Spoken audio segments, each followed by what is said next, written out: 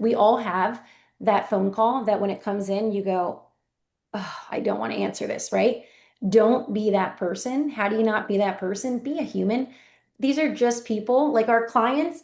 My clients are my genuine friends. I want to talk to them. I want to hang out with them throughout the years.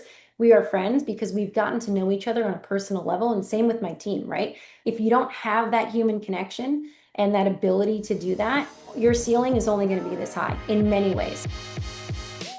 Welcome to the Revenue Builders Podcast, a weekly show featuring B2B sales leaders and executives. Hosted by five-time CRO John McMahon and Force Management co-founder John Kaplan, the show takes guests in the barrel, behind the scenes with the people who've been there, done that, and seen the results. Revenue Builders covers best practices for scaling and growing your business while sharing the pitfalls to avoid. Welcome back to another episode of the Revenue Builders Podcast. I'm John Kaplan with my co-host, John McMahon. I met today's guest, Michelle Bove, in my force management office in Charlotte, and it didn't take long to understand why the people who've worked for her and worked with her talk about her the way they do. Michelle is AVP of the East at Wiz, running strategics, majors, and enterprise. Before Wiz, she built her game at PTC, AppDynamics, and Zscaler, some of the sharpest sales cultures in all of enterprise software history. She's closed the deals nobody else could get into. She's mentored some of the best sellers in the business and become one of the best leaders in all of cybersecurity. In this episode, Michelle takes us inside what it actually felt like to win in the toughest patches, what separates the best sellers and the best leaders she's ever worked with, where she sees AI heading in sales, and the work she's doing personally to bring more women into cybersecurity leadership. This is Michelle Bove, AVP Wiz. So, Michelle, it's great to see you again. I think the last time we saw each other was in my Charlotte office with Steve. Was it Steve Mullet? It was, yeah. And it was the first time that I met you. And I was really, really, really impressed. So thankful that you're on the podcast. Welcome. Thank you so much for having me. Both of you are idols to me growing up, so very cool to be here. Thank you. Awesome. Young Hey, so one young thing. girl grown up now. I'm all grown up. Just a little joke. That's right. All grown up. My older Good. years. One thing we didn't really talk about, we were just kind of rapid firing in the Charlotte office. It was awesome having that conversation with you, but I didn't really understand like your origin story, like how you got into sales. So do you mind starting there and then we'll kind of kick it off? Sure. Yeah, that's great. So, I mean, growing up, I was extremely competitive, played every sport, a little bit of a tomboy. My family would say a lot of a tomboy. And, I just loved competition. And my parents really said hard work is earned. So in seventh grade, they made me get a job. I was a soccer referee making 30 bucks an hour. And I Whoa. understood that was a lot. It's still incredible job, by the way, just saying, Yeah. great pay, especially for young kids. But I really liked it. And my dad was actually the ref coordinator for where I grew up in the hometown. And he would say to me, hey, a ref just canceled. Can you ref this game, last minute? And I'd say, yeah, sure, Dad, but for an extra $10. And he'd be like, what? And he knew just at a young age, I'm hustling. I would hustle people on the basketball court, pretending I didn't play. So I was like very into competition, but also earning money, and learned that if I wanted to go to the movies with my friends or if I wanted a new soccer outfit head to toe, I had to go earn that money and do that. So I started to learn about hard work and making money myself. And then secondly, while I was in high school and college and even coming home, I actually did a job at a three-person company, and I was sales, and there was a CEO and there was an accounting person.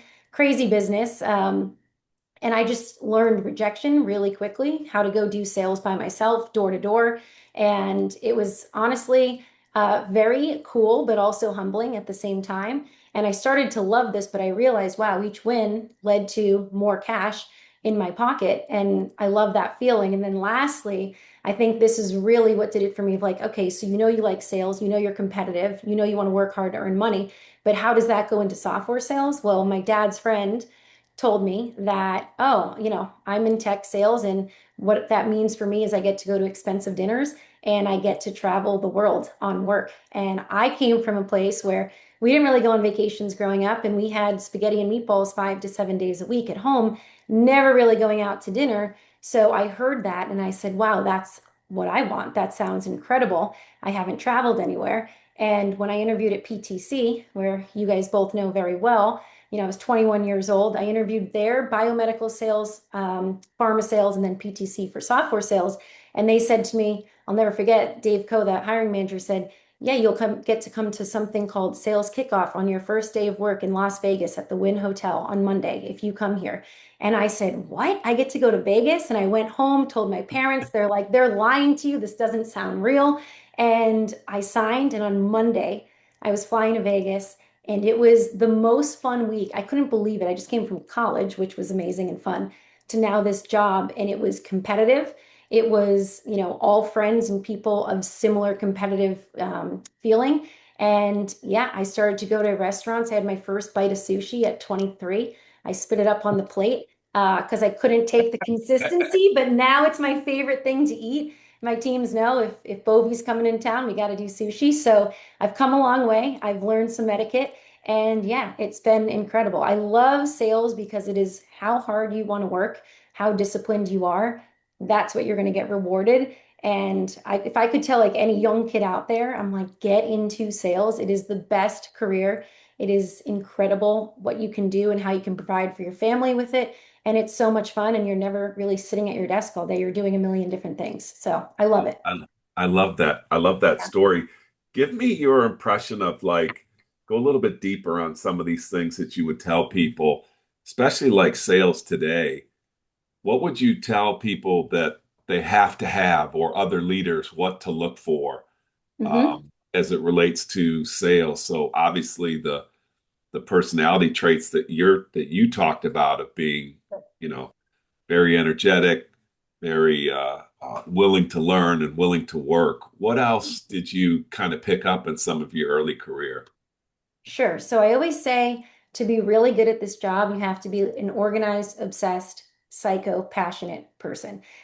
In the nicest way. My husband knows I tell him I'm a psycho in sales, but in a very calm psycho who's absolutely obsessed with what I do. It is my passion. So first is, and there's actually questions and ways I can dig into this with reps about their passion and stuff like that. But I look for a ton of different things. I look for likability. A lot of people think, oh, it doesn't matter if you're likable. Well, it does. People buy from people they like. People want to work with people that they like. And it's the biggest thing in deals is building champions and executive relationships. And you can't do that if you're not likable. So I always say likability is a lot higher up on that list than people might think. And then we talk about intelligence being not just the IQ, but also the EQ, the empathy that you can have in your job because you're dealing with so many different relationships, so many fast moving parts. And then there's many other things like discipline over motivation. Everyone can be motivated. I can go motivate someone for a day or two or bring them to sales kickoff. They get motivated coming out of it for a week. But can that person, when they come home from sales kickoff, go actually self-assess their business every day from there on after, right? I have a rep, Jake Alsher, on my team who I don't ever have to check in with Jake. I just know he's being harder on himself and critiquing himself more than I could ever check in on him because he is disciplined, right? He's not only disciplined on every day making sure deals are going well, but he's also disciplined with his customers and customer obsession, right? He covers an account where he's selling to them, and I already know he's sending me stuff from their annual report the other day where he's already sold to these guys. He's, very healthy with them, but he's for fun at 9:30 at night reading their annual report about their business, understanding how they make money and tying that back to Wiz's technology. Like that, when you find people that are really like that, it's unbelievable. And then the third thing is really human connection. I talked about likability, but human connection with clients. I really look for that. And what I mean by that is, and just talking about Jake continuing this example, right? He covers a few accounts where he brings them together. He will do dinners with both of them so that they can network together. He helps them get promoted. He has one guy that really wants to get promoted because the CISO's leaving, and he's trying to help him get that promotion, right? He's caring about the people. He realizes that they're people, and it's not just a software selling to a company. It's like, no, we're in this together. We're trying to do this together. And understanding that human connection is such a big part of it. So you always hear the coachability and all those types of terms, and those are important too. But for me, I'm just looking for someone who's so passionate, who's customer obsessed, and who is disciplined enough to go do this by themselves. I'm going to be there to help. Our teams are going to be there to help, but really, can they go self-assess their business and criticize themselves as well? I want to pick up on the likability part that you said because it's really powerful. I just had a conversation this morning with somebody, and I thought the way you articulated it was so good. I was struggling a little bit to give the person the feedback on likability.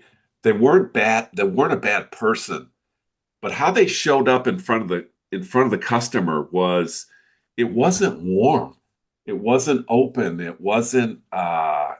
didn't have like capacity in the Yeah. conversation. And I found myself struggling like I am now to really describe what that likability means. How do you find it? Like, well, how do you describe it? Because you know it when you see it, but how would you Mhm. describe it to like a second level leader who is recruiting on somebody that's likable? Yeah, and I'll even just say on your piece right there, that person might be likable in real life, like talking you and him or her, but the second you put them in front of a client, they stiffen up, they become a different person. It's almost Yes. like, where have you gone, right? Yes, We have right. some reps like that where we've kind of shooken them and said, "Hey, I need you who's fun and loves to do, this sport and do this with their family. I need that to come through in the meetings because in the meetings you go from fun person to instantly like so business that it's almost a turnoff. And a lot of people do that because they're afraid in the meeting and they don't know how to do it. It's like, so I always say for reps and to teach them how to do that is in the first 1 to 2 minutes of every meeting.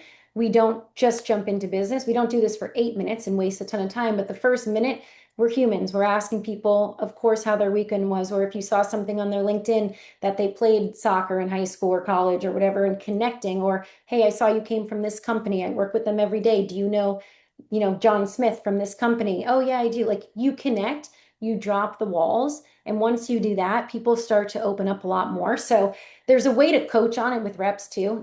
I've seen it very much happen, but then also, how to train our leaders to go hire talent of likability and people like that. It's very hard, but you have to do two things. Number one, you have to ask interview questions that really geared towards that. And that's for me, I always ask, like, hey, who's your best executive relationship? Or who's your favorite champion and why? Tell me how you built them into a champion. Hey, if I need to call someone right now from your customers and say, go, who can I call to be your reference? It has to be a customer, not a coworker. Who are they going to tell? Who are you going to tell me and why? Walk me through that is. And there's certain questions that RDs or directors can go ask in an interview. And then secondly, I always say the beer test or whatever it is, the lunch test, whatever it is, you might interview somebody and they are flawless over Zoom or they are great on the telephone, but seeing someone how they interact at a lunch is very different. Or how they interact, bring a third person to that lunch, see how they interact with somebody else. You will know in that hour if that person can hang and be likable and other people want to speak to them, see how they treat the waiter, see how they treat the other coworker, whatever it may be. And you can learn a lot from being in person with someone. Yeah. Well done. Sometimes they just Johnny. you're Yeah, asking them to be themselves, just asking them to be authentic. And like you said, exactly. sometimes people are really great people, and then they go in a sales call, and you do sit there and think, what happened to him? He was great Correct. just 10 minutes ago in the car. Correct. I Now have a he's somebody CIO. else. Yeah, I have a CIO that will tell me, stop sending me these boring reps. Like we joke about it because I've worked at different companies. And he's Yeah. like, put somebody on my account that's fun and that I can hang out with and want to Yeah. go to dinner with. I always say, you don't want to be, we all have that phone call that when it comes in, you go, oh, I don't want to answer this, right? Don't be that person. How do you not be that person? Be a human. These are just people like our clients. My clients are my genuine friends. I want to talk to them. I want to hang out with them throughout the years. we are friends because we've gotten to know each other on a personal level. And same with my team, right? There's plenty of people on my team that we are all such good friends and we want what's best for each other. If you don't have that human connection and that ability to do that, your ceiling is only going to be this high in many ways. You're never going to get that huge deal. You're never going to get that deal in the timeline you want, and you're not going to get the career progression you want is either because you don't have those internal champions. Cap I'm never gonna have wanted to to. pick up the phone when I was calling, but I was calling about the forecast, and he was like, "Oh my God, I got to take this call. This is awful." Exactly. Now those are different. I feel bad when my That's a whole boss is nother calling about the podcast. That's a forecast. whole That's other different. That's a podcast. different call. I'm going to change this. I'm going to change I called it the rowboat test. First of all joking aside, I really love how you're talking about this topic because there's Mhm. some people that will say, oh, relationship selling, or, oh, you got to be more business-like and you got to be mature. All those are true and Mhm. correct. But it's almost like, relationship selling has gotten like have you ever heard feedback when somebody says, oh, that person's a relationship seller? And I'm like, yeah, what does that mean? Like, so Right. I love how we're talking about this. Mine was the rowboat test, and you just helped me make it like I think the lunch or the beer test. The rowboat test for me, and I'd always write it down on a piece of paper. If I Mhm. got stuck in the middle of a lake with this person in a rowboat without any oars, Great would question. I stay there, or would I freaking, and I'm not a great swimmer, would I jump in anyways just to get the hell away from this person? Right. But So true. you've brought in something that's my likability, but it's not the interaction that they have with others, so you could see how they can modulate it. Right. So bringing another person in or going to lunch or going to that environment, I think that's really wise. I like that a Yeah, lot. thank you. And I will say we do the same thing on retainment, right? You're always looking at your people. Who's the best? Who do we want to keep? Who's not doing well? Should we move them out? Whatnot, right? You want to be surrounded with A talent everywhere. I always ask my RDs if they're on the fence about a rep. I say if they quit tomorrow, what would your call be to me? Would it be, I'm so excited they're gone? Or would it be, shit, we just lost this person. I'm devastated. Or is it somewhere in the middle? That tells you a lot. So I ask people on the spot, if this person quit tomorrow, what are you going to feel? And if it's, oh my gosh, my world is over, okay, then you need to go sit down with that person and have a conversation, dig into their why again, make sure they're happy, figure out how to retain them, figure out, recognition is so important.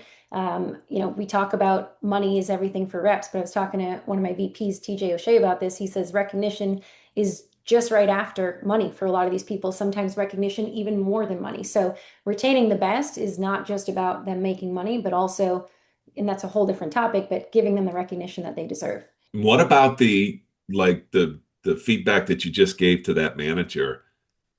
How how do you help managers understand how to be intimate enough with their reps to be able to answer that question? Like, I'm sure that question puts a lot of people off. They're like, well, the number, they think about the number, the gap. They're either helping me or they're hurting me. How do you Mhm. get them to think about that? Uh, Yeah, that connection of what that person means to the team, what they mean to customers, because that's not always intuitive. right. It's not just if someone's hitting their numbers, right? I put myself in rep shoes a lot just because I was a rep. And I remember those days like yesterday, and I remember watching peers of mine have, maybe an easy path to their number, easy to 200%, no problem. And that's okay. That's what it is based on timing, territory, talent. And then myself working day in and day night still at 0%. And I'm like, how is this happening? And I say that because I remember working harder and knowing I worked harder than some reps that hit way more percentage than me because maybe the timing of the territory just hit different. And I try to put myself in those shoes. So when I talk to the RDs, and if I have a rep that's underperforming, maybe they're underperforming because the timing is off in their territory. And let's go dig into their accounts. So we'll set up, I've done a ton of skip levels where I myself will get on with the rep and I say, hey, walk me through your patch. What are your top prospects and what are your top existing accounts? Let's bring up org charts. Let's talk through it. Who are you talking to? Who are you trying to? And usually, and an RD can join this session with me. We do these a lot, just internal deal strategy or account strategy sessions with the reps. And we can usually determine if this rep is really trying hard and just not having luck and maybe coach them on how to go alter their route so that they can get back on track. Or we figure out, wow, they are not doing the job. They are not prospecting like they should be. They are not going to meet with clients, which is something we demand, especially in existing accounts. They're not doing QBRs. They're not doing whatever it may be. We coach them, we help them and document it. And then if they come back a month later and they haven't done anything that we just gave them a whole list of coaching to do, we know that person probably needs to move out. If we give them that list of things to do and they come back a month later and show that great progress, we know, hey, it's not a work ethic with them. They just need to be coached, and now we're going to help them and get them back on track. So there's different ways to coach around it. And then I also say to people, you got to build trust with them, right? Being an RD is one of the hardest jobs. And I think people look at the RD job and say, I'm just going to go hire people that I can coach, people that I'm really better than, so that when they start, I can coach them and help them every day. Mm. Mistake. Yep. I say, go hire people. Your goal is to hire people that are better at sales as a sales rep than you. When I was Yes. an RD at Zscaler, I took over this team of legends, okay? And these are guys, it was all guys in the team at the time. And I took them over, and these were reps that have sold more software than me times 10. And that's intimidating for an RD because you're thinking, oh, I'm going to come in, I'm going to help them sell. I'm better at being a rep than them. That's why I got promoted. No, you get promoted for other reasons, and you have to humble yourself when you become an RD. But secondly, I could have said, oh, I'm intimidated by this and back away. Instead, I leaned in. I sat down with them one on one, each of them. I said, I hear you're really good at this. What do you need out of a manager? This is what I'm really good at when I was a rep. I'm a brand new leader. This is where I think I can help you, but where do you think I can help you? We talked about it. I said, my goal is to help you win more. These are my strengths. And they would put me in here and there. One of them was like, I'm terrible at prospecting, but I'm amazing once in the door. I'll go close a massive deal the 90% of the way, but I need help on the first 10%. So I said, perfect, I'll prospect for you. So, like, each person needs to be managed differently. I had another person that said, I'm not good in the executive suite. I can't get there as easy. I'm more comfortable with the technical champions feature function. I said, great, I'm going to help you get to executive. So you have to, as an RD, really understand your team, really understand their individual strengths and weaknesses, and be open and transparent about yours as well. Don't pretend you know it all. Listen, learn from everyone. You can learn a lot from the people underneath you, just as well as people above you and your peers. So if you're humble about it and you learn from them and kind of just realize we're all in the same boat, rowing the same direction, trying to win as a team, it's going to help you a lot. But go try to hire that A talent and have the best of the best people that you can then, by the way, when you get promoted, you promote one of them. And now you start to create your tree of really good people that always work for you or with you, whatever it may be. And you're always winning together. And it's great. Yeah, you made a couple really good points there. One is that most managers actually treat all their people cookie cutter. Exactly. Like they Hmm. think they can motivate them all the same way, that they are developing them all the same way, even though they learn differently, Yep. have different strengths and weaknesses. And what you did is what you need to do is look at each individual completely different and understand their Exactly. strengths and weaknesses.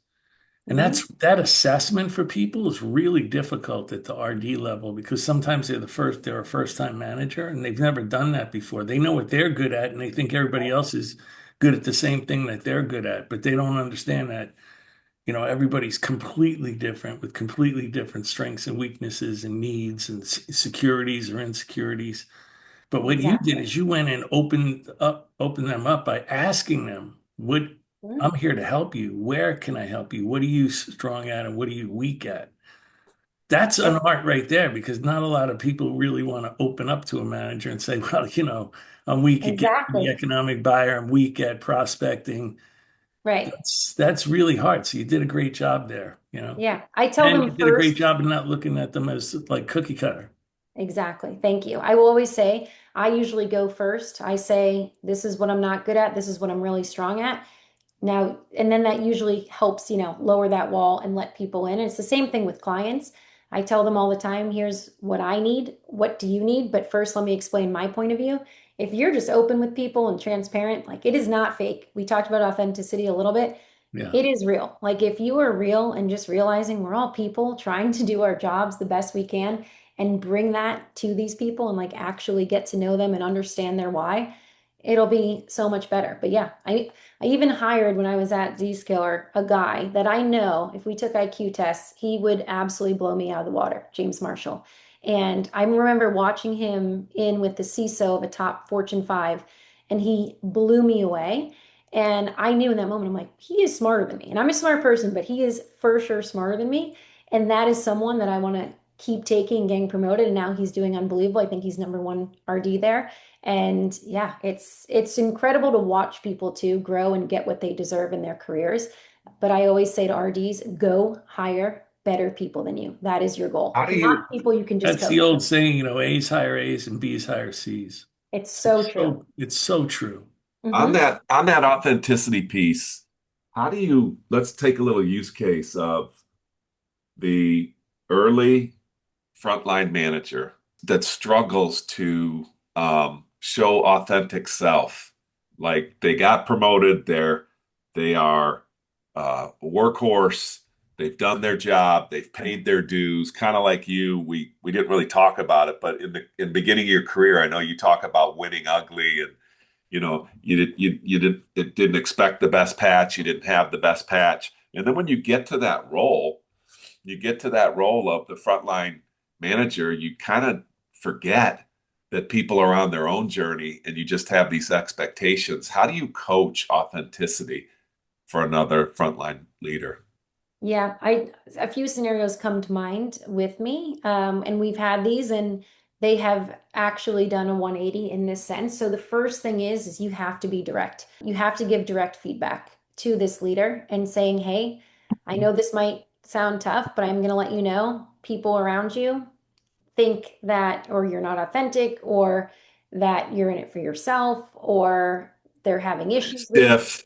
you're stiff, you like whatever it is, you're not a likable person right now. The good news is we can possibly change this, but here's some examples of what they're seeing and who's saying this and why. And we kind of go over those and you do it super direct and authentic, but you say the good news is we're ahead of it. We're going to try to fix it. Here's how I think, but I want to hear from them. Like, what do you think of this feedback? Do you think it's accurate? And once people start to hear feedback, it's like myself. I ask every day to good Mark and Ernest that I'm like, give me feedback. What am I not doing right? I ask my VPs it too that report to me. I'm like, what can I do better? What do people say about me where's my blind spots? What are people saying behind the scenes that I'm not good at? Like I ask for it, probably too much. But once you get feedback and hear it, you instantly are just it hits you in a very good way. And then you go let them reflect on that for a few days and come back. And usually when they come back, they'll say, wow, you're right, this is missing. I could be better on this. And then we talk about solutions. So you don't do all of it in one day. You really give people time to soak it in and hear from, hear their thoughts over a few days. And then once you do that, then you go put together a plan on how do we help you become more likable. Maybe it's as simple as going on camera more or doing a team dinner with your team, doing something outside of work that has nothing to do with the forecast. Maybe it's on a one-on-one, right? RDs sometimes get on a one-on-one and say, what's the forecast? What's this deal? No, that's not what a one-on-one is for. A one-on-one is for asking them how they're doing. How is their, life at home? What did they do over the weekend that they're passionate about? Whatever it may be. Then it's digging into how's the job going? What help do you need? How are you feeling about your year? How do we help you get to 200%? It's more of a human conversation than it's a forecast. And I find a lot of leaders that struggle with authenticity are really just talking about the business and revenue, and they're not actually taking a step back and learning about this person and their personal life and their personal goals and their why and how they're going to go do it this year, but then next year, and really having that whole everything tied into one. So there's ways to coach it. If you dig in, you'll see it, and then you document with this RD, and then you check in weekly. You have the ecosystem help you, and then you can see a 180. And we've seen it happen with RDs actually many times it was, and now they're doing great and they were able to be coached. When you're not around and we open up the book on you, what does everybody say when you read the book? And they're like, well, I don't, So good. okay, well, take a guess. And what's interesting is as humans, we all have flaws, but we think that some of them are hidden from other people and some of them are obvious to other people. What a lot of people don't realize is a lot of those hidden ones they think are hidden are actually obvious to people. And Exactly. that's where they go wrong. They think they're hiding this flaw from people and everybody knows all about it, but they don't think everybody knows about it. And when you Right. tell them everybody knows about that, it really helps them, say come to terms with it, like deal with it, change it. Spot I on. think there's a I think there's a connection there between like vulnerability attracts vulnerability. Meaning, if Hmm. you're trying to help somebody be authentic or to be more likable or to be more, you have to demonstrate it yourself Right. because it has to be like it becomes more obvious that way. So when I struggle with people that are, either not being self-aware or not being honest with themselves, I think instead of just calling that out for me, I try to give them the example for myself and vulnerability and just open the door a little bit because I know my history and my presence or whatever. I've got enough feedback in my life of my voice, my Hmm. I'm a smaller person now. Johnny doesn't say that I am, but I'm a smaller person than I used to be. That's all part of the way that you approach people. What I found is if you're not vulnerable, if you're not authentic, you won't see it back. Um, Agreed. But and also, they have to believe if you're the manager, it can't be like you're just asking, as Michelle said, just about the forecast and about other things, and it's all like business, business, business. But they have to believe that you have their best interests at heart. That's how you get to resonate with them and get them to open up. If they don't believe that you have their best Hmm. interests at heart, they're not going to open Exactly. up. yeah, Exactly. they're going to be looking for evidence. That's a great that's a great discussion. Johnny, I'm about to throw you over a No, cliff. no, no. I got one more for her. Okay. Go Well, ahead. she brought up and well, she touched on it. Oh, Because a Sure. lot of times you do a skip level and you go down to the first line manager and you're wondering why one of the aren't making it or two of the reps aren't making it. Hmm. And you start asking questions and dissecting things, and all of a sudden you realize I got a problem with the first line manager. Hmm. Then this territories are not divided evenly because they Hmm. have one rainmaker or two rainmakers, and when they say we're going to divide the territory, the rainmakers go in the office and say, if you do that, I'm going to quit. So then they never divide the territory equally, and there's two reps that are just suffering because they Right. don't have a good territory. That's so big. I found when you have to uncover like why is a rep not making it? Is it really the rep, or do I Right. need to look at the manager also? Because Absolutely. Hmm. it's too easy in sales, and you hear it all the time to say, "Ah, it's just a bad hire. Get rid of them and toss them out the door." But what did you learn? Did you did you hire the wrong person, or Hmm. were you unable to develop that person? It's one of those two, Spot on. right? Yeah. It I can't be mean, that you don't take any accountability for that. You have to take accountability.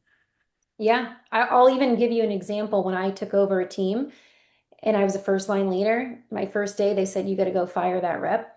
Oh, And that's I happened to said, me. okay, give me some data. First, I need data, then context. And I got the data. The data looked good. The context was okay, let me go do some digging myself because this person was doing well, but not great. And I said, I'm going to go have lunch with this guy. But before I have lunch with this guy, I'm going to go call his SE. I'm going to call the ecosystem. I'm going to learn about him. And I went and then I had lunch with him. And after this lunch, I realized, oh, this guy does not need to be fired. He just needs help with one thing. And we're going to help him with this one thing. And guess what? He went to President's Club, I think, year after year after year and has absolutely crushed it. But it's sometimes just getting a different leader in, number one.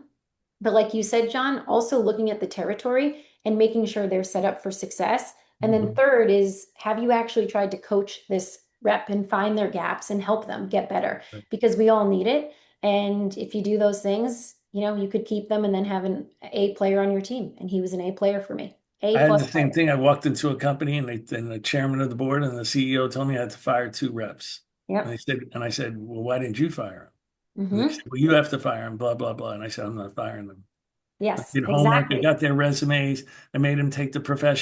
profiles international test against everybody else. And they turned out both to be super smart, right? Right. And then I started doing more homework and came to the realization after I interviewed them, talked to them, I had a problem with the manager. I got rid of the manager and they both made President's Club. And I would have Exactly. changed their careers and they went on to be chief revenue officers. I would have Yep, killed their careers if I was lazy and just thought, yeah, okay, you said so, so that means I should just get rid of this person. I can't stand absolutely. that. I hate that. Yep, I've had the opposite too, like similar to you, of where I've come in and I've actually realized the RD is the problem. And I said, I'm going to go fire the RD instead of the reps. And then I dug into that, and that is what we did instead. So And guess what? All the reps on that they team didn't. were so happy that you did that. So Exactly. happy. Hey, Yep. you guys started this conversation on skip level, and it just reminded me of a scenario that I heard about a couple of months ago that really bothered me. So this one third line manager, let's say, likes to do these skip levels, and it's a great concept. Michelle will have you talk about it, and but I think this person was doing it very poorly. So they were doing skip levels in a secretive way, Mm. in a way that what came out of those conversations was utilized in poor context back with the manager. And Yep. what that person actually did when they gave me that example, I was like, you just alienated two people in your organization with your skip level. You didn't let the person know what you were doing and why you were doing it, which is Mhm. fine.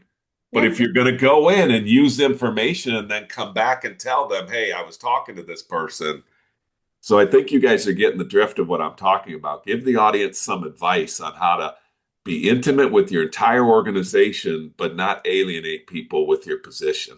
I can jump into just examples that I have. Yeah. So I'll say I do skip levels all the time. So I'm a third line leader, right? So I have VPs, directors, and then reps under that. I'll do skip levels with the RDs, of course, but with reps is a whole different thing. Number one, I do it because maybe these reps are so good that I want to talk to them, see how they're doing it so I can take, nuggets from what they're doing and then go apply it to other teams that might need help because that rep is so good. Or I might do it to a new hire that's 2 months in and I want to check in on how they're progressing and see how things are doing. Or to someone that's not doing well and I need to come check in and possibly give them direct feedback coaching so that we either move them out of the business or coach them to get better, right? There's all different scenarios of why you do skip levels, or sometimes just to catch up to some with somebody, right? All different reasons. The biggest thing you have to do, and I tell my VPs, so I'll call the VP and I'll call the RD and I say, or I'll text them and say, hey, I'm doing a one-on-one with this rep tomorrow. Anything that I should know or whatever. How are they doing? I get feedback from the RD and the VP and usually the SE leader every single time I go do these, just so that when I go into this, I kind of know what to aim for, what to ask, and if they're doing great, maybe, or hey, they need some help here. So the first thing is you have to prep. It's almost like prepping for any type of meeting you go into with a CIO. You prep for that meeting. Same with skip levels. You should prep. So there's always prep. Then once you do these meetings, it's very important to kind of talk about why you're doing it and what I see how these help. Like I will tell them, listen, I'm trying to get you to get into this prospect, or I'm trying to help you go expand this deal because these banks are doing it and this is the only bank that isn't. So I want to understand why they're not. Help me understand. And it's usually good intention.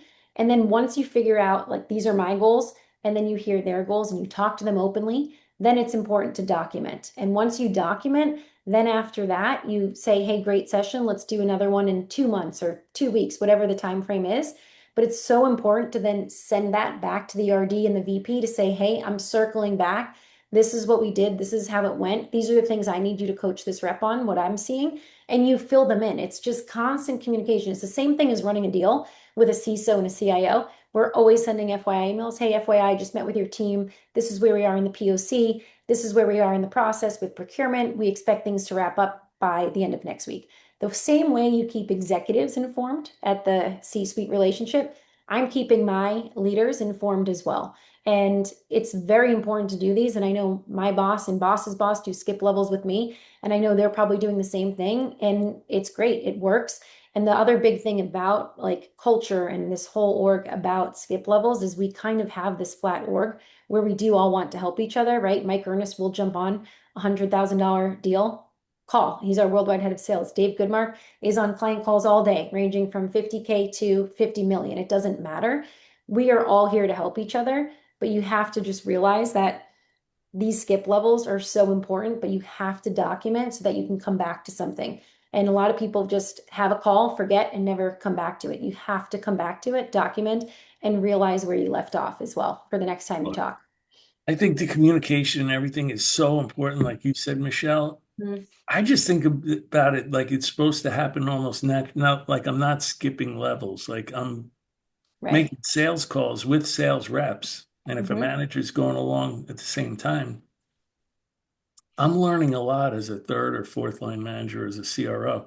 I'm Right. learning about what issues are they truly facing on the street every day? Who's the real competition? What are those issues? And I'm starting to learn what my reps can do really well and things that they need help with, you know. So then when you're talking about, okay, how are we going to train them? What are we going to develop them on? It's not some cookie cutter stuff that you come up with three or four levels up in the organization. You know exactly why, you know, you're training and developing those reps on certain issues because you know, because you've been on those sales calls that these are the issues that they're facing, you know. So I think Yeah. it's more than just trying to help them out. It's also you have to know what's going on at the street level. Otherwise, Hmm. you're just some desk job. Absolutely. Undercover Boss. They made a whole show about it. Yeah, And right. I will just say, it goes in my mind every day. And I actually have sent myself an email since I was a rep to my Gmail with the subject line CRO. And it just would say, like when I was 23, I was sending, make sure new logo bonuses are a thing, or make sure at sales kickoff you get to hear from the best people of your peers. And I tell myself this stuff so that someday when possibly a CRO, I can go back and look at all of my advice from when I was a tiny little sales rep down to an RD to a VP to an AVP Right. and see all of that advice throughout the years because you're so right. People forget what it was like to be a rep. And that's why I'm close with a ton of my reps because every day I call them and I'm like, hey, am I missing this? Is this what it's really like? Tell me. And I hear from them. And it's so important. You don't want to sit in your ivory tower just because you're a leader does not mean you're actually leading people. You might be a manager sitting behind an Excel sheet. Be a leader, be out in front, set an example, get to know your people, talk to people in every role. Doesn't matter what they are. You can learn from everyone. And yeah, big, big believer in that. Hey, one last thing I want to say on this, Skip Love. I love this conversation. The thing that's important to me is when you are doing the skip level, let's say, or you're going to another level to speak with somebody, Hmm. it's not like I don't hold people accountable for what they say to me. Meaning, Right. somebody says, well, if I had a better territory, it's not my responsibility to take that information and then go to the other person and say, hey, this person doesn't think they have a good territory. I'm Right. now in a position to be able to ask them, why do you say that? Hmm. Talk to me about your territory. And there's a saying that I always like to think about. If I go to somebody and say, hey, Johnny or Michelle, somebody said this about you. Yep. I always think about that person saying to me, why did they feel so comfortable telling you that? Hmm. And what that means to me is if somebody's going to talk crap about me to somebody who's supposed to be with me, Right. why was it so easy for them to do that? Does that make Hmm. sense? It does. And I Yeah. think leaders sometimes get that wrong. They're like, let me be the people's choice. Let me be Mhm. the woman of the hour, and let me go down in here and be the savior and then come back and hold people accountable. You're not really doing what we said we should be doing from a leadership perspective. I think sometimes people get it wrong. Like that's not your job. Right. Spot Your on. job is to connect. Your job is also to help all through the ecosystem. Does that make sense? Yep. Absolutely. The reason I liked also going down to the street level all the time was, you know, if you're growing a company 100% a year, you're constantly looking for people that can step up into the first line Yeah. and do your job. Hmm. And it's funny how you'll ask a lot of managers, like, do you have anybody that could be promoted right now? We have like 10 more opportunities coming up in the next 6 months. And they're like, no, no, we don't have anybody that could get promoted because they don't want to lose their top people. Then all of a sudden you make a sales call with the person and you talk to them and you have lunch and dinner with them and you're like, this person absolutely could be promoted right now. They're holding on to them, Exactly. you know? So you have to go down to that level to figure out what's going on. in your organization. You have to. So true. That's such a good point, Johnny. Like Michelle, even all the all three of us, the organizations we've been involved with have been so fast growing and Hmm. so explosive that if you're not out in the organization, which I want to ask you about, Michelle, if you're not out in the organization, you're just going to miss people being great. You're going to Right. miss people doing great stuff. But that takes time. And I know you got a lot of energy. It's clear on this podcast that you got a crap ton of energy. But the things that we've talked about thus far are take a lot of time. How do Hmm. you manage that? Oh, well, I love to do a lot of things in one day. I myself am very disciplined. So I think some of it is, how do you manage your time? Is it being effective versus busy? Very different things that people, you can be busy and have meetings all day, but are you being effective? So I like to do a lot of things in one day. I'm a psycho about it. I wake up early, I go work out, I do my job. I pass my job, I go do prospecting for fun, which sounds crazy on LinkedIn. And I like, it doesn't matter what it is, then, other hobbies as well. I try to fit a lot into a day, every day. I am not lazy. So first, it comes with the person being able to do a lot throughout the day. But also it just comes to like what I talked about earlier. Do you have that discipline and that almost self-assessment of your business that you're doing everything, right? We always talk about the 3 R's. Are you recruiting? Are you retaining? And how's your revenue doing? Right? You can self-assess and measure yourself every morning on those three things and then hold yourself accountable, but also asking for feedback, seeing how your numbers are, seeing how you're doing against your peers. There's so many ways to measure your success, but time management is extremely important at my level, but also even at the rep level. How are they going to go spend their day? Which is a perfect question, too, by the way, in interviews or on one-on-ones. How are you spending your time on a weekly basis? And there's so many ways to dig into time management, but Well, it's, do you prescribe an operating rhythm or do you help yeah. people get an operating rhythm? How do you do it? Sure. I've So seen there's, some CROs or third line leaders that are like, this is the operating rhythm. We're doing right. prospecting on Tuesdays. We're doing executive calls on blah, blah, blah. What's your philosophy on that? Yeah. So definitely there's science and there's art to every single thing that you do for work. And I have some leaders, for example, TJ O'Shea, he reports to me, who is very much process driven. And what I mean by that is the forecast calls, the deal reviews, the operating rhythm, whatever it may be. And then I have Mr. Big Deal Billy Misterzo, who is Mr. Art, right? This guy, if you tell him there's a big deal out there, trust me, it's going to close and he's going to do it. They are very opposite, but extremely high level talent on both of them, A plus players. And they both do what they do so well. Well, we've tried to combine that. I mean, that's the Dolly way, the Ernest way, the Goodmark way. We've all done this company after company, science and art. And science is what I talked about, that operating rhythm. We say PG Mondays, but you're supposed to prospect every single day. And you should. You shouldn't be like Mondays come and sure, you're getting prospecting out, you're getting your follow-up notes, you're getting your plan for the week. But just because Tuesday comes, if you go have a meeting with a company, the second you leave that meeting, you should say, who else can I now prospect to within that company? Because we're selling a platform. You're not selling a niche solution to one person at a company. There's tens of thousands of employees. You need to know more person than one VP of cloud security. You need to know who runs the SOC. You need to know who runs development or engineering or AI, or who the CISO is, the CTO, the chief architect. There's so many people to meet.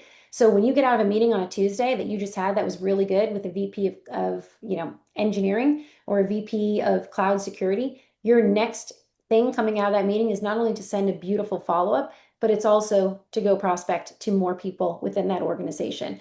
And that's where science, you can't get stuck in it. Sure, PG Monday, but PG Tuesday as well.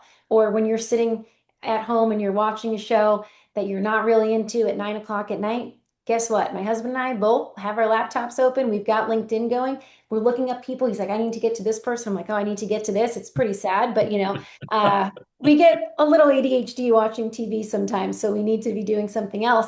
And we're just looking through people and we're prospecting on a Wednesday night at 9 o'clock at night. So it's got to be that psycho passion I talk about, number one, but you also have to take a scientific process that you have that you're really good at, forecast calls every week. Of course, you have to do those deal reviews, very important. So I have my leaders go look at their deals for current quarter, but then also a quarter out, top deals, and they should do deal reviews. And there's a deal review spreadsheet we have that asks 15 questions.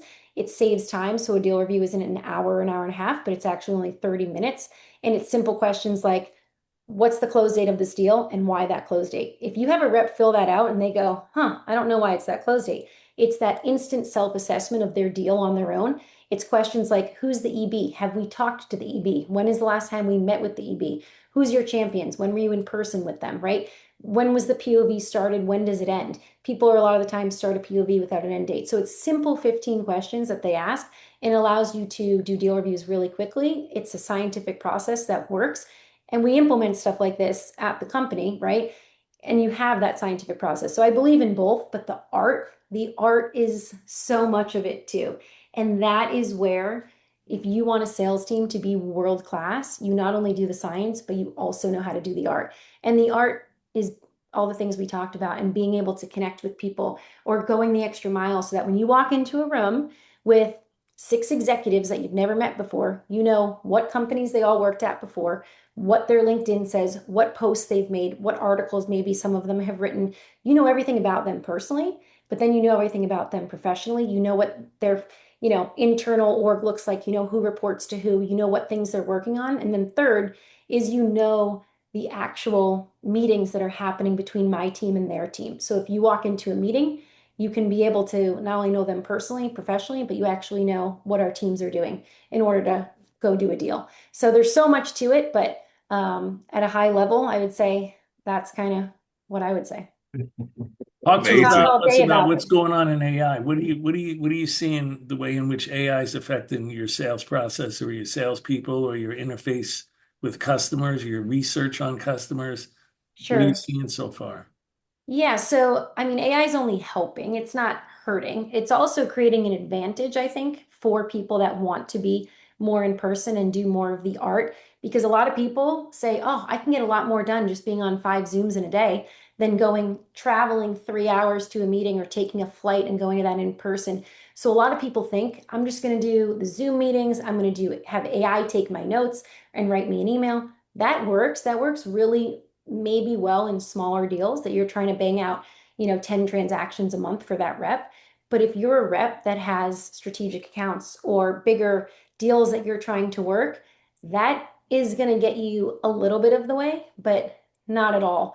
Not at all the way there at all. Like if you have a rep that says, I have a rep right now that I think Jamie Dara spends and Rich Reed, they spend all of their time in person with customers on site all day, all day. That is all they're doing, almost more so than, the internal emails and all that. It's like, no, no, they're just in front of customers every day. I think they're on a plane every day. They're flying to go meet with executives and champions and procurement people. It doesn't matter. They're doing the deal in person and they're closing massive deals quarter after quarter, year after year, never missing. And their customers love them, right? So I think AI is going to help, especially do those smaller deals and companies that are trying to land and expand, tons of transactions in a month. But if you're doing more strategic selling, you have to be in person. And that's going to be your competitive edge because your competitors might think, oh, I'm just going to do everything over Zoom or over remote, whatever it may be. But instead, if you go in person, you're going to have an advantage. You're going to build real human connections and people are going to buy from people they like when they actually understand your win, right? At dinners that we do, we make jokes about this. There was a Nobu dinner that sorry, Mike Ernest, I went to approval for it, cost $7,000. And we laugh about it. I I want to know, talk I'm to me. sorry. Him and Dave did approve of it, so thank you guys. But what happened is that dinner was very expensive, but the ROI on that dinner, this company did 6 deals with us in a year and a half after that, and did so much revenue, one of the most highest revenue generating accounts for our company, and it was worth all of it, of course, times 100. And we look back and we say it was one of the best meals of our life, of course, and we all remember it together with the customer, and we still talk about it to this day. But also at the same time, that's priceless, right? That is not what you're going to get from a remote meeting. You're going to learn about these people. I know everything about their lives. They know everything about my life. And we're friends and we're good people because that dinner was breaking bread, essentially. So it's extremely important and it's priceless. And yeah, my finance department probably loves my expense reports, but the revenue is fine. We're doing just great. Yeah. We had we're a rep on here called Dan Simon. He just wound up going, he was like the number one rep at Glean. He just went over to Cursor. I just saw on LinkedIn, but he asked him, what's your competitive advantage? Well, I'm using AI to do research on my individual customers and Mhm. the companies that I call on. But my second biggest advantage over anybody else is I show up in person every day. Exactly. It's powerful. Yeah. This It's is such a huge point that you guys are making because when we really look at AI today, AI today is based on transcripts and technology that is created because you're not in person. Mostly. I'm sure right. that it's going to take off and be able to do mobile things, and I know, but when you really think about it, most people, when they're talking about AI efficiency, they're talking about a non-in-person Exactly. conversation.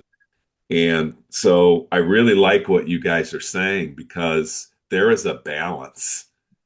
And I'm sure the technology is going to catch up, but there is an absolute balance for me is that what you are describing, Michelle, is the art of the job Hmm. is not going to be replaced by AI.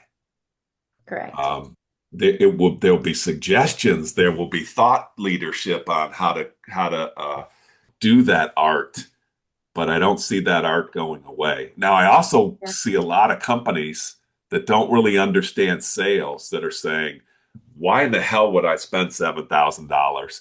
Why would Right. I look at the travel? If we could just get people to do all this over Zoom, if we could, and I think, Johnny, what do you call it? Being on the right or the wrong side of history? On the right side or the wrong side of this AI thing? Right Yeah. side or wrong side of history, basically. Yeah. So it's the art and science, the way you said it, Michelle, I think is it's always going to be around. I'd be Yeah. remiss. And Yeah, go ahead.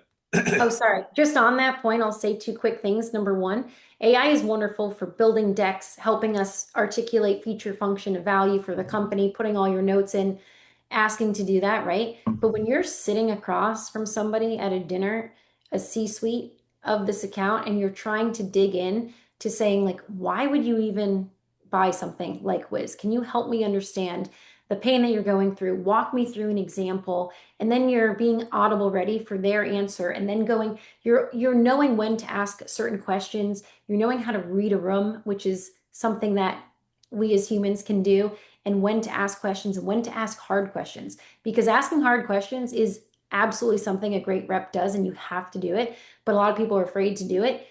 AI is not going to go do that for you. You have to read the room of when the right time is to ask a hard question and dig in a second and third level question on that. And then the second thing is AI is going to be great. Sure, it's going to help you go sell deals, but there's been many times, even just at our current company, where there was a deal forecasted for, let's just say, $1 million, right? We ended up closing it for 4x that, 5x that. And true story, we closed it on a shorter timeline and we closed it for 4 to 5x. And there's many deals like this that happened. And it's because we were humans about it. We found out what was wrong. We were missing those executive champions. We were missing the why they were doing this and their ideal future state and how to map that back to feature function. Like we actually went in and did almost like we always say, salesman is a tough title for us because I always feel like we're consultants. And we went in, mapped their current state to future state, understood it, met with a ton more people. We weren't single threaded anymore.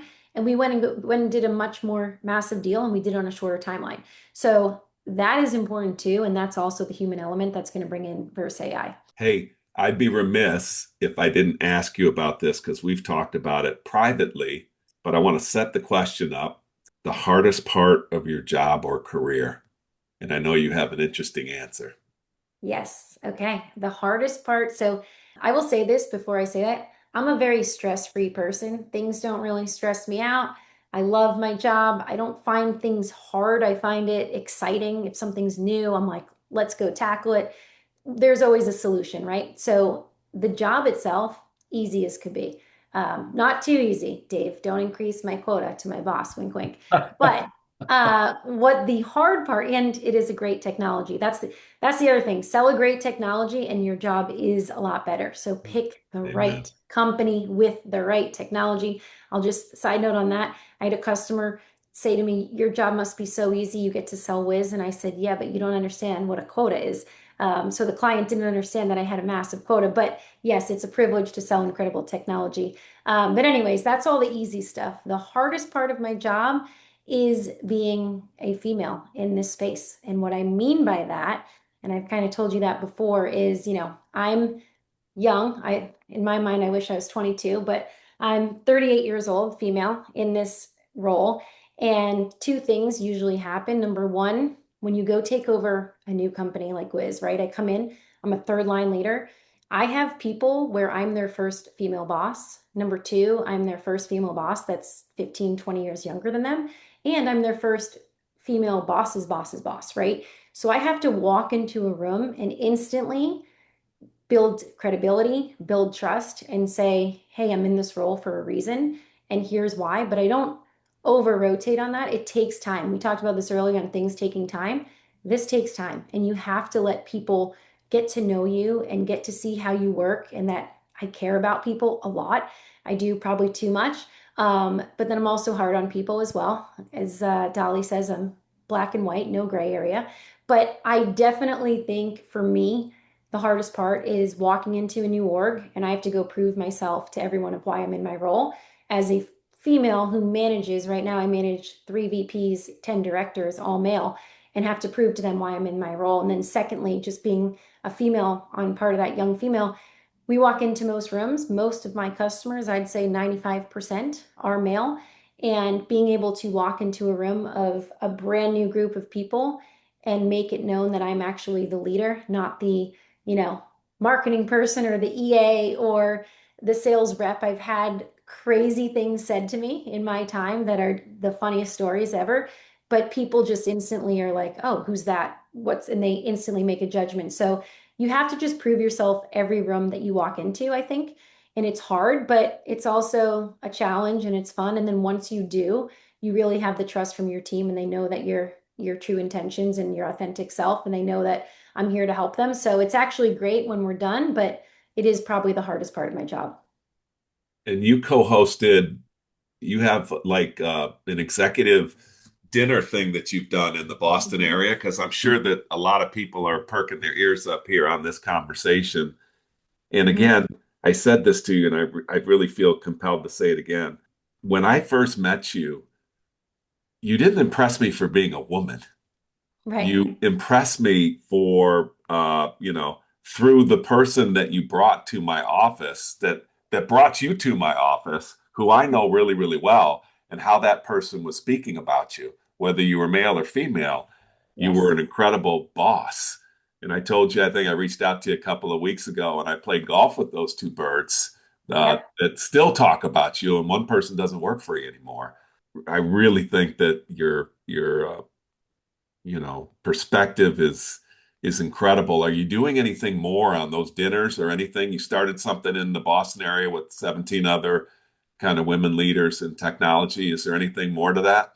Yeah, so there's a few things. So we definitely run CISO circles now as part of Wiz, and we're going to do a women's only one where it's just women CISOs, where we're going to get a bunch of women together for a day or two. There are some really badass women CISOs in the state of Massachusetts and New York that can all come down. And we actually did one in West Palm Beach before we all flew down there. And it was incredible to not only just kind of hear what everyone else is hearing and going through in their careers, but it's also nice to know that there's other people like me because for me, if I'm being honest, I know I've used this word before. I know I'm a psycho about sales and passionate about this job. And I don't know many females of my friend group that growing up are like this, right? They look at me and say I'm crazy and they know that, right? I'm supposed to be maybe doing something else and whatever in my career and maybe this is too demanding and I'm always on a plane and I'm always traveling and I'm never home and all this stuff. But I love what I do. And for me, it was so nice to be in a room with 20 other women. These are top CIOs and CISOs of Fortune 100 companies. And I'm learning, wow, it's okay to be how I am. And we're talking about how long did it take you to email after you gave birth?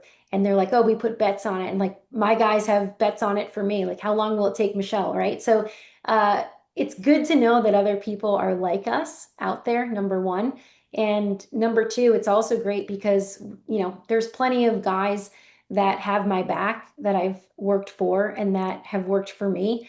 And they don't look at me as a female like that. They just have my back and, we'll do whatever it takes for each other and we're a team and it's great. I'm maybe a little bit more empathetic than they are and it works great because I have some, really harsh guys that are intense personalities and I kind of say, hey, let's take a step back, let's be a little calm, cool. So it's good to have a mix as well. And we all know that it actually fits together well.